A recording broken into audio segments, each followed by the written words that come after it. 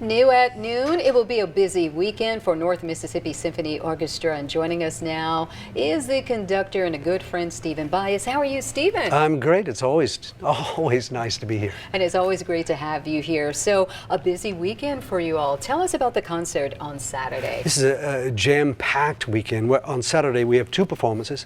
3 o'clock, we have our annual sensory-friendly family program. It's about 40 minutes and designed for those with sensory sensitivities. 5 pieces on the program. We talk about the music. We allow people to move around the hall and move as they feel necessary to be part of the experience. We also have a room outside of the concert hall for people that need to get away from the sensory inundation there. And then in the evening, we welcome Dr. Artina McCain, who is an extraordinary pianist, distinguished professor at the University of Memphis. She champions music of black composers and underserved composers, in our program on Saturday night.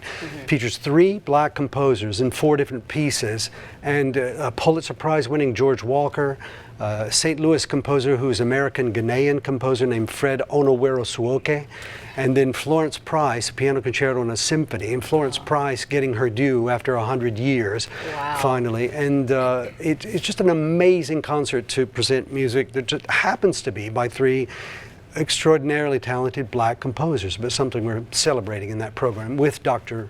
Artina McCain. Wow. And then on Sunday, there's a fundraiser.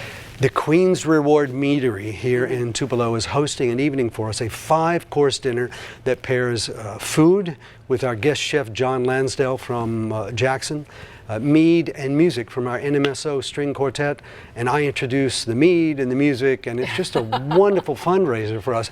We were planning to be outside, but because of the weather, we moved inside, so there's no worry about that. But it's just a wonderful weekend. Then next weekend we're with the Tupelo Ballet, and then another program a couple of weeks later at the end of April. So what a delightful thing to be part of this symphony that's so much a part of the community. And not only that, too, to be celebrating the orchestra, too. Yes.